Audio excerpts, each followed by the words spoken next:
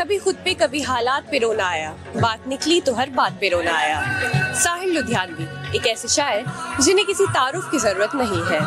उन्होंने अपनी शायरी में जिंदगी की हकीकत को बयान किया और लफ्जों के साथ ऐसा खेले कि सामने वाला दंग रह गया। आदाब, मैं हूँ आपके साथ अमीना माजिद। इस बार रेख्ता में ट्रिब्यूट दिया जा रहा है साहिल लुधियानवी को, तो चलिए जानते हैं लोगों से उनके ही बारे में। ले देके अपने पास फकत एक नजर ही तो है, क्यों देखे हम जिंदगी को किसी और की नजर से। ये एक फेमस शायरी साहिल जी की है और मैं उनकी बहुत बड़ी फैन हूँ। उनके गाने जैसे कि मैं जिंदगी का साथ निभाता चला गया मेरा एक सबसे स्पेशल गाना है।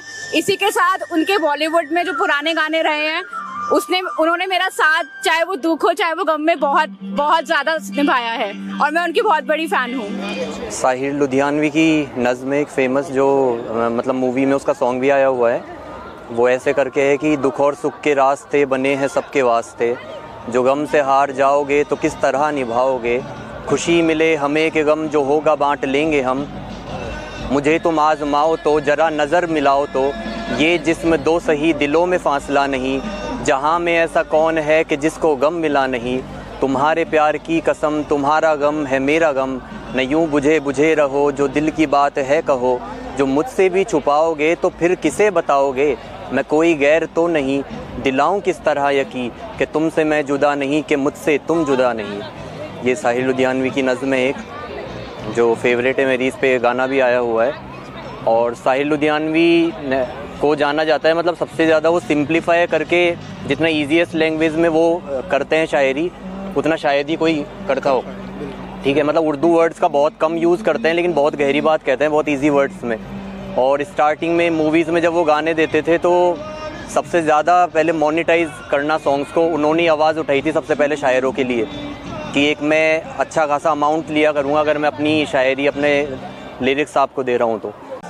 साहिर साहब ने ही जो फिल्मों वगैरह के गानों में जो राइटर्स को जो मुकाम मिलना चाहिए या उनको जो मेहनताना अपने वर्क का मिलना चाहिए वो उन्होंने दिलवाना लेना शुरू किया, जिसको आगे की पीढ़ी में आजकल देखा जाए तो मनोज मुंतशिर सर हैं या जावेद साहब हैं, ये लोग आगे उस लेगेसी को लेकर जा रहे हैं। इस साल हम रेख्ता में, जैसा कि सबको पता है, हम साहिर साहब को सेलिब्रेट कर रहे हैं। साहिर साहब के अलावा भी हमारे पास बहुत सारे ऐसे राइटर हैं, मतलब मैं एग्जैक्टली इस समय तो रिकॉल करना थोड़ा मुश्किल हो रहा है, लेकिन हमारे आसपास ऐसे बहुत सारे राइटर हैं, उनको अगर हम खोजेंगे, उनको हम पढ़ेंगे तो रेख्ता तो अपने तरफ से बहुत अच्छा काम कर ही रहा है।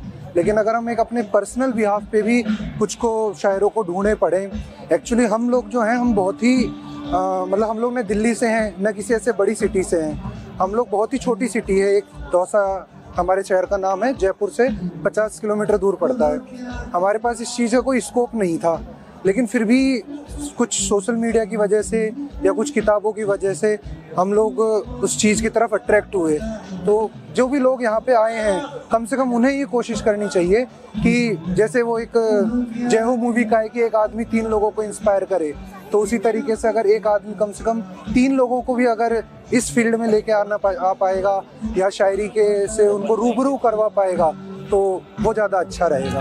आज हमने लोगों से साहिल लुधियानवी के बारे में जाना। ऐसी और भी वीडियोस के लिए आप देखते रहिए आवाज़ द वॉइस। कैमरामैन साजिद के साथ अमीना माजिद।